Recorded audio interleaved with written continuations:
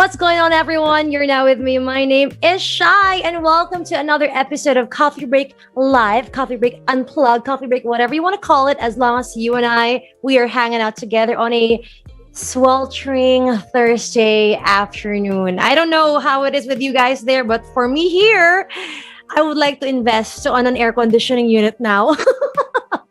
Anyway, of course, I'm not going to be talking about the weather with you guys. I'm here to talk about the things that matter to you. But before I introduce today's guest, please, you guys know the drill. Share this video first. Let your friends know that we are now live on Coffee Break. And of course, invite everyone to also, join in on the conversation. I'm sure you guys have a lot to say about this. So without further ado, let's get on with it. Today's topic is about, let me just double check my código right here. Yeah, it is about charity and compassion. And is it still seen in today's society? So, whom better to talk about these kinds of things but a person who is so full of compassion? Please welcome our Reina ng Aliwan. Well, actually, our Aliwan Fiesta Digital Queen 2020. Please welcome Miss Jannarie Zarzoso. Hey, girl. Hi, good afternoon. How are you? It's been a while. Yes, I'm it has so been. Good. Yes. Diba? So let's compare the weather na. I know you're down south, right? South of the Philippines. Malamig ba sa inyo for some reason or mainit rin? No, ang init-init, grabe. Actually, I'm so happy kasi 'di ba may milk tea business ako tapos ang daming umiinom ngayon, guys. Thank you so much. Yes, that's right. Everyone, please don't forget to hydrate, okay? That's great. Thank you. Of course, thank you also for joining us now. Masayang usapan to ngayon. Especially kasi ang init ng topic na to, di ba? We've seen when it comes to charity and compassion, the first thing that comes to mind nowadays is, of course, our current community pantries, di ba? So, meron ba dyan sa area nyo? Yes. Meron ng community pantry sa amin dito. I think it started only this week. So, nakarating na yung initiative na niyan dito. Di ba nakakatuwa? It's trickling down the Philippines. Yes. And I think also in Timor-Leste, I think Timor-Leste, there was also a group of people there who got inspired by the Maginhawa Community Pantry, and they also started their own. That's nice. That's so nice. So, see, the both of us were like, we're so for it. Natutuwa tayo with the initiative and all. But with what you see in the comment section or what people share, do you feel that it is still difficult for compassion to be achieved today? Like, what do you feel? How do you survey the current opinion of people about it? So, if we relate it in the previous years, then now I would say that no, not at all. We are currently living in a world where people have become closer with each other through technology. The internet, specifically social media. Everybody knows what everybody's doing in just a click or a swipe. We see people's triumphs and sufferings in all forms. And over the photos and articles we see online, you can watch, hear, and read their stories. So conveniently, it makes us easier to connect with each other, to relate with each other, and to empathize. Thus, the Maginhawa Community Pantry Initiative went from Manila to Mindanao and then all across the world. Diba? That is with the help of social media. Galing. Very, very Miss Universe yung sagot mo dun, ha? Parang feel ko judge ako sa sinasagot mo dun. Like, okay, sige. Maganda yung sagot niya. Okay, sige. Di ba naman? Sige. Sorry, you were saying? Diba, when you think about it, it's not easy, it's not difficult not to, when we say sympathize, that is compassion. It's not difficult to sympathize with other people because we see them online, we see how they feel, we feel how they feel because of social media. It brought us closer together. I agree. I think a lot of people have become a lot more emphatic because we've decided to finally, I don't know, maybe check our privileges, realize that we are in a, like, for example, the both of us, we are in a much better place than a lot of our fellow kababayans, diba? So I agree. Thank you for the wonderful answer, Miss Jannarie. Maganda. So speaking of charity, I want to clarify, well, at least for the ones who are watching, because sometimes it's still being naguguluhan pa rin mga tao when it comes to talking about charity and being charitable, diba? So, how do you think that differs from being compassionate? Parang ganun. So, in simple words, okay, compassionate is being is sympathy. So, compassion is how we feel. That's how I see it, okay? And then charity is the action itself. So, when we say compassion, it's the feeling, and then charity, it's the action. So, compassion and charity goes together in order to our works or works of kindness to be effective. Yes. So that just made me think that people could be charitable without being compassionate. Yes, exactly. Diba? So here's something I was talking about with my friends before. Sabi ko, pwede bang hindi compassionate yung isang tao pero charitable pa rin siya? Alam mo, sabi ko, if I were in the receiving end of that, I wouldn't care what your ulterior motives are anymore. I wouldn't care if it comes from the bottom of your heart. I don't care if you relate to me or anything. Importante, makakain ako or something. So, yes, that's so true. That just goes to show, or at least this is my message. This is my message to people who don't really have the heart for it, but more doing it for whatever other ulterior motive. Sige lang, keep on doing that. Ang importante is you're making other people, you're feeding other people, you're providing for them somehow. And again, without really caring, you are caring for them. yes, something like that. Diba? But of course, iba pa rin talaga kapag coming from the heart. And I think a lot of our fellow Filipinos have been doing that for the past couple of weeks, I think so. Diba? Yes, exactly. It's overwhelming kasi dahil what's good about the community pantries, nobody is actually asking you to do it, but all of the people are doing it. They are stepping up their initiatives yun. They have the initiative na to take action. And I wish then that on the receiving end, sana may magbigay din, sana we be responsible citizens then in order to keep this wonderful program alive. We don't want it to just be a trend. Yes. We want it to be long-lasting. Totoo. Okay, so what about this? What do you think, what good things does a charity bring to people? Does it have its fair share of disadvantages? The same way, of course, we all know it has a whole lot of advantages, right? But do you think that it also has its disadvantages? What do you think? Of course, but first we would go to the advantages because we want to be positive.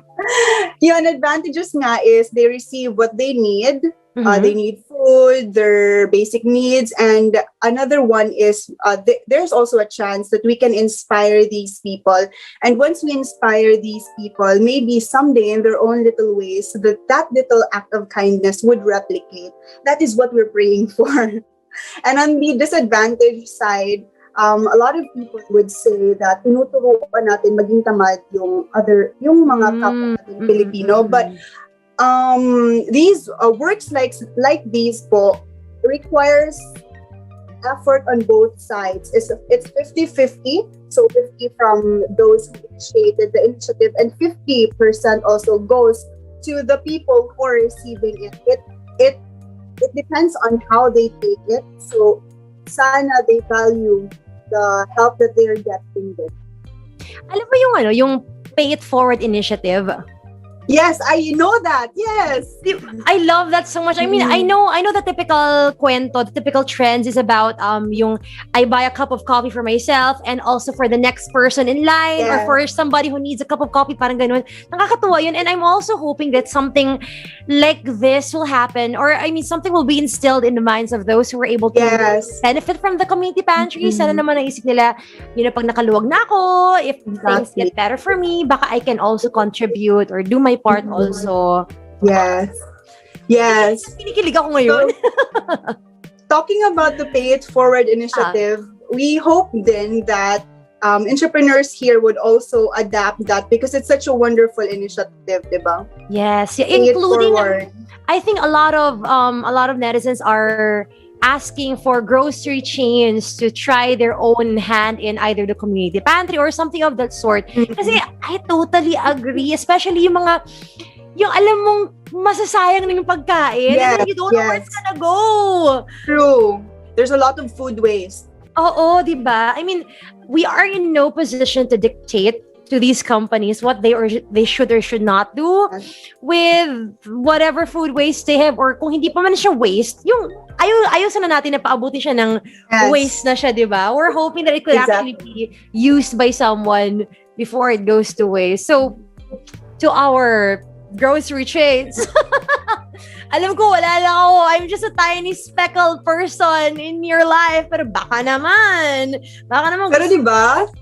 Yes, baka naman may nakikinig dito na gustong mag-initiate na they would start on getting or tapping those industries in their own community for the excess food that they have in order to give to other people who are in need.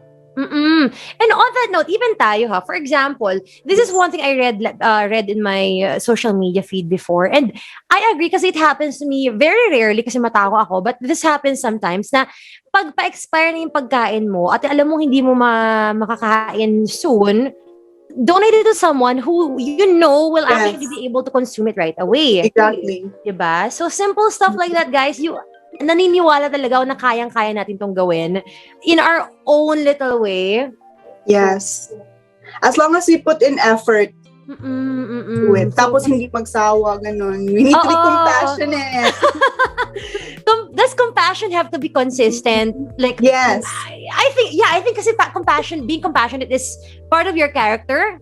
Hindi naman siya pwedeng tipong ngayong pandemic, sige, magpakabait ako. I'm gonna be kind to everyone. Pag okay na ang pandemic, okay na lahat. Balik ako Demonyo ulit Hindi naman ata. So I think everyone has, if you're compassionate now, I truly believe ganun ka rin in the long haul. You know what I'm saying? Oh, diba? Speaking about the pandemic, I would say that this pandemic has brought in the compassionate trait within us. Kasi, di ba, tayo ganito before the pandemic, like in the world, and then this pandemic, we started to realize that all of us are suffering. Nobody is accepted. That's why we decided to help each other. Totoo. So, there's another... sorry, you're saying? No, it's okay na. It's okay. So, there was also another... Ang dami ko talaga napipick up social media. Thank you so much, Facebook, Instagram, Twitter. May nakita ako na sabi, stop saying that we're all in the same boat. Yes. So we're all in the same sea, we're all in the same flood, but some are in yachts, some are in really fancy boats, others are just kumakapit lang kung saan-saan. So just imagine, just try to think about where you are, what state you are in. Kaya nga sinasabi nila lagi, check your privileges, diba? And not everyone is privileged to be in a boat whilst going through this pandemic. So please be kind, please be more compassionate. And I totally agree with what you said earlier, Hannah. This really brought out a more positive side of the Filipinos, diba? And a more compassionate side of the Filipinos na it may have been there before pero dormant. You know what I'm saying? Yung hindi na na-realize na pwede pala ako maging ganitong klaseng tao. When you think about it then, yung recent flood, yung mga typhoons recently, there were so many donation drives, diba? Unlike before. Yung nag-report lang donation drives is yung mga media companies. Right now, it's everywhere on Facebook, which is really good. Yeah, and I think nakakatuwa rin kasi that also happened during the pandemic when everyone else is also having a difficult time. But for some reason, we were able to come up with something. We were able to provide for a lot more compared to before, di ba? Yes, exactly. Grabe, despite the pandemic, despite everything happening, guys, may chance tayo maging mga martir at maging santo. Keep it up, okay? It's been 2 years, di ba? Almost 2 years. So may chance tayo, guys. Keep it up, okay? Anyway, going back to charity and compassion. In these trying times, as you all know, we are in this pandemic. Do you still believe that the Filipinos' generosity is well? I guess we did tap it a bit, but I want to tackle it more now. Do you still believe that the Filipinos' generosity is still very much alive, or do you think that we're putting a limit to it because of our current situation? I don't know. Maybe you want to expound on what you said earlier. It's very much alive, diba? As we can see, there are physical examples, concrete examples. The community pantry, for example, diba? Tapos we also have these media companies such as MBC who is willing to, yes, who is willing to give help or aid to those who are in need through, for example, Aliwan Fiesta Digital Queen. Not only were we given prizes for ourselves, but we were also given a chance to donate the same amount to our charities. So actually, there are a lot of people who are very much generous. Going back to the community pantry, as what I said earlier, it is the initiative of the person to start it, and almost all of the people in the Philippines have their own community pantries now, which is very overwhelming and heartwarming. So, grabe talaga magbigay at Pinoy. Diba? Despite us feeling na sobrang walang-wala na tayo, despite us always telling ourselves na what more can we give, what more is there to give, but for some reason, guys, look at that. We happen to really still be able to contribute more. And yes, thank you, of course, to the other large companies who in their own way also were able to donate, distribute around. So nakakatuwa, and sana more. Everybody is helping everybody. And I would also like to take this chance to thank those overseas Filipino workers kasi grabe silang magbigay these days. Most of the people who donated in our fundraisers are actually those who work abroad kasi they know that they're earning this compared to those people, compared to what we earn here. As in, grabe, super silang magbigay. So thank you so much for remembering your co-Filipinos in this pandemic. Yes, I know we're all again struggling, but every bit that you could give out is already so much for those who are struggling right now. Mapila nga next time no sa community pantry. Grabe! May makain ka na, pipili lang naman. Ito naman. I actually really wanted to one time. Diba? Magbigay, yun naman talaga yun.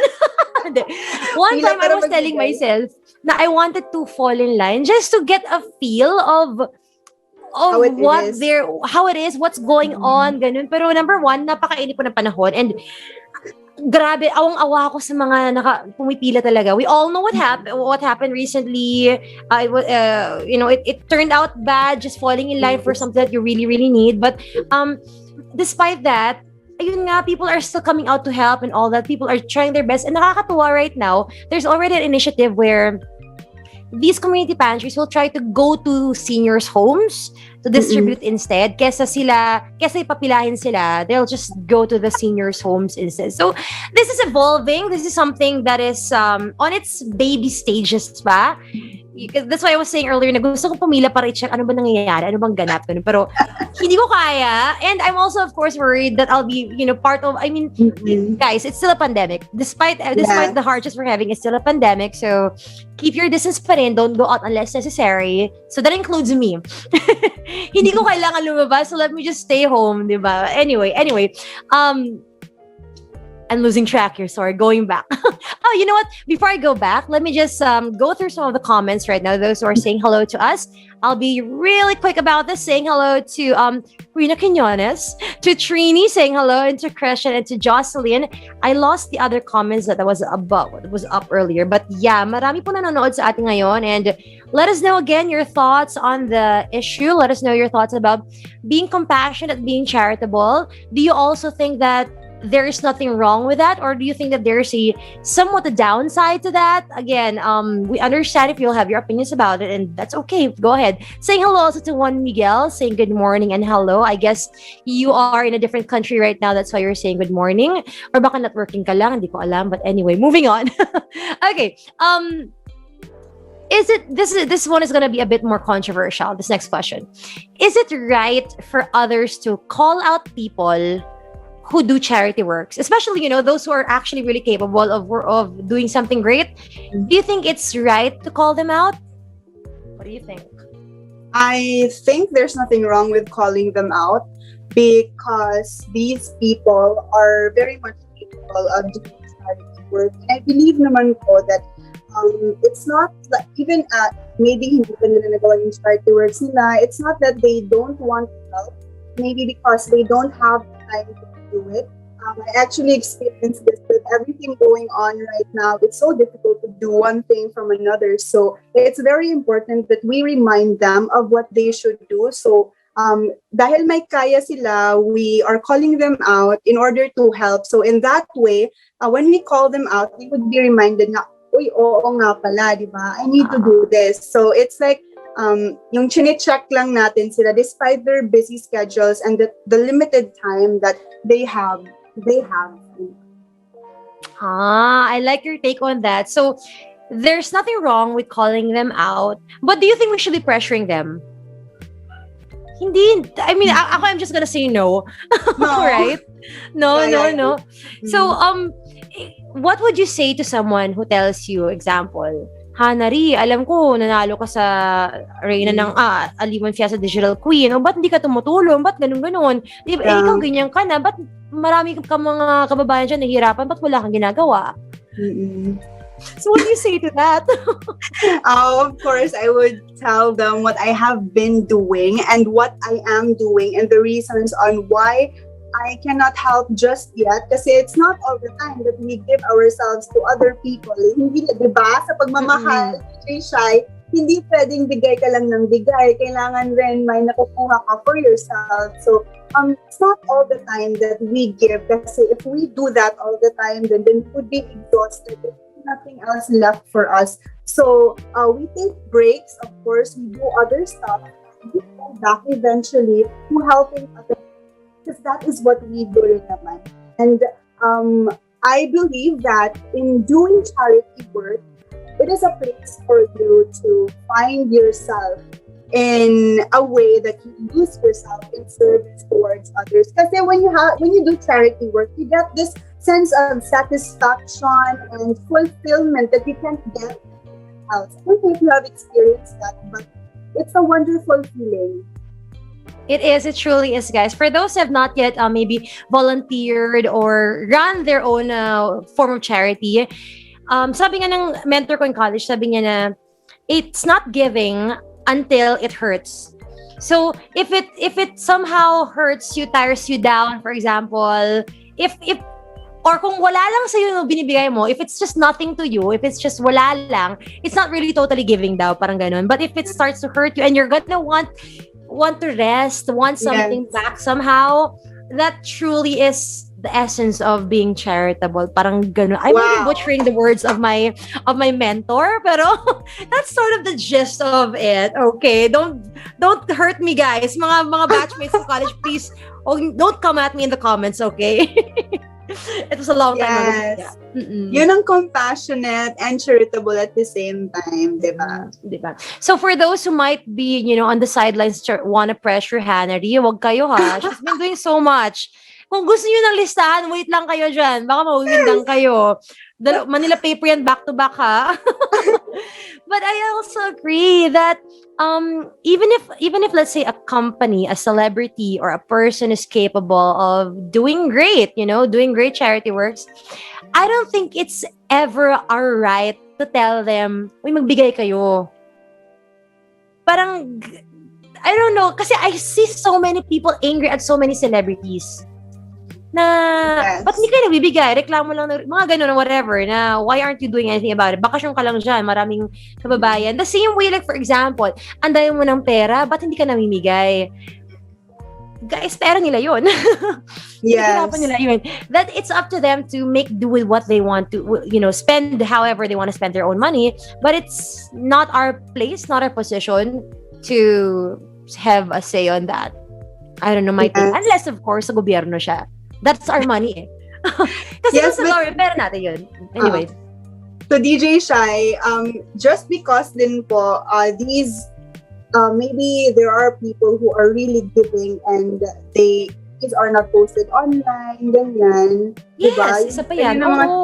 Yes. So it's not, we are not in the position to judge that or tell them that, grabe, magbigay ka naman ganyan. Kasi you don't know what's going on, diba? Not everything is on social media. So for example, si DJ Shai, hindi siya namimigay, hindi kilala na namimigay, yun ganon. Tapos, merong sinusuportahan 5 scholars, di ba? Guys, di nyo lang alam. Pero totoo yan. And I think that is a lot of the comebacks that a lot of celebrities also say na pag pinapagalitan sila na, ba't hindi ka namimigay ng ganyan? Ba't hindi ka na tumutulong? And then, the celebrities sometimes say na, hindi mo lang nakikita, hindi mo lang pinapost. And oo nga naman, it's really not our place to judge or dictate, guys, for them to do right. Parang let them be. If they want to and they, go, let them be. If they don't want to also, let them be as well. Wala tayong karapatan na i-pressure sila. Yes. And we thank you. It's okay to call out, but don't pressure, please. We'll get there in time, di ba? Oo. Tama lang yung call out kasi malay rin natin for people who aren't doing anything yet, calling them out may actually be the right push for them. Right? Yes. But be kind pa rin, guys. At the end of it all, be kind. You don't have to be rude. You don't have to be hateful towards each other. Please, guys, tulungan na lang tayo. But anyway, so going back to the people who are, in power, for example, or in a position, should we hold those who do charity works accountable if something bad happened to the attendee of their charity work? Very familiar. What do you think about that? Yes. I would say that, as what I said earlier, it's a 50-50 effort. 50 dun sa beneficiaries and 50 dun sa nag-initiate ng charity works. But of course, we need to hold those who initiated the charity works accountable because it's their event, diba? Those attendees are just there. But let us not take, I believe that yung pinaka-hottest issue right now, tinatamaan ito eh. Let's not put the hate on them because the intention is there. It's pure and that is to give to the needy. Let us take this as a lesson, di ba? Kung saan sila nagkulang, let's do better on our part next time if we do an initiative. Let's not condemn them naman kasi the intention is there. It's really good, but on the receiving end lang talaga nagkamali dun. I mean, we can't blame those people who badly want to have the goods kasi they don't have food. Exactly. Yeah. So yun, nagkulang lang siguro sa pag-facilitate, ganyan. So let's take it as a lesson. Exactly. We won't name names. We won't drop any names or situations. You guys know what we're talking about here. Again, somebody there was a casualty in one of the community pantries that was initiated by a celebrity. So that's all we're gonna say. You guys know who that is or what the news is about. But may nabasa ako na legally he or she talaga ba ilusot ko pa ba yan? She's not going to be liable legally daw. But I do believe that the accountability of it is something more personal for that person. Yes. Parang ganun. And buti na lang rin. Kasi pangit, I'm sure a person like her or anybody like her would not just go, another casualty. Anyway, moving on. Hindi naman gaganon, di ba? Yes. I mean, us as human beings, we're not that kind of, we're not baboy or aso lang nagaganon, di ba? So, I think naman there is some sort of accountability on her part, on a personal level for her, di ba? So, yes. Should we hold them totally accountable? I don't think so. For me, I don't think we should be holding them totally accountable. Pero you're right when you said that this is a huge learning curve. This is a huge way for us to improve. Because I don't think this community pantry is going to end anytime soon. The charities coming in, it's not going to end anytime soon. So I agree that it's a learning curve. Let me just add one more thing. Last week, the coffee break that Nick and I had last week, sabi namin, should the LGUs be involved? And sabi ko sa kanya, I don't think that they should be involved in a sense na they'll be in charge of what's happening. But I think that there should be some sort of coordination. And I think that if there was some sort of coordination in what happened recently, this could have been avoided. Parang ganon, diba? So again, this is something that everyone could pick up from, could learn from now on. And yes, but I think I also feel that they don't want the community pantry to be politicized. That's why they don't want to ask for help or communication. So that's the reason. I hope that all of the people don't feel responsible for their actions. But of course, we are still in this pandemic. We need to wear masks, social Yes. distancing. Gosh, guys, if enumeration pa to, na-memorize na natin yung wear face Oo! social distancing. Bakit hindi pa natin magawa, di ba? Right? Kung ma-memorize natin ang mga ang mga pinapa-recite sa atin nung grade school, high school tayo, I'm sure kayang-kaya rin natin to i-memorize at gawin. Napakadali, di ba? And we're sorry if we, Jannarie and I are feeling a bit frustrated right now. But could you blame us? We just want things better for everyone. Okay, Yes. yun lang naman. Diyan lang po nanggagaling frustration namin. Yes, you're saying? Kasi it's so wonderful, di ba? The initiative is nice. What's so nice about the initiative kasi of the community pantry is that it's so simple. Everybody can do it. We don't need to complicate these stuff. We don't need the guards if we only are responsible with our actions. So please, guys, a little social distancing, masks and face shields would do in order for us to benefit. Diba? Kasi ang daming gustong tumulong. That's how one another. As I said, it's a 50-50 effort. It's a collaborative effort. Yes, there we go. I love the word. It's a collaborative effort from, of course, the one giving and the one receiving as well. All right. I love that. So, this time, after all that's been said and done, is being charitable and compassionate what society needs today for everything to fall in the perfect place? What do you think? Yes, definitely. Kasi what we want these days is to survive. Because this pandemic is so tough. If we're not compassionate and charitable, then what would happen to other people? Diba? Tapos, we are living in this world in order for us to serve other people, not for ourselves. In order for us to help the world become a better world, we need to help others. That's why we need to be compassionate and charitable. This goes hand in hand. It's a combination in order to be effective. There we go, ladies and gentlemen. That was Jannarie, our Aliwan Fiesta Digital Queen 2020. Kasi naman ang ganda ng mga sagot niya. Grabe. Guys, bigyan niyo naman ng kodi ko next time, guys, para maganda rin sagot ko, please. But thank you for the input that you had in this, and I totally agree that compassion is something that we should always still have with or without the pandemic. And I especially pray that our decision makers can have a lot of compassion in them to, again, of course, be able to decide well for their constituents. Yeah. But yes, thank you also. I learned a lot. I love your input din. Yes. So, it's parang sina-challenge ako ng inputs mo. So, it's so nice. Perfect. Thank you also. And I hope that everyone else who are watching right now was able to pick up something from this conversation and also maybe, grow your charitable heart and be able to finally put that into action maybe soon. Of course, like we said earlier, there's no pressure in doing that.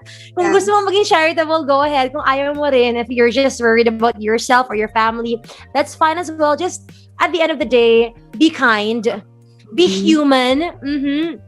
And still wear your face mask, social distancing, face shield.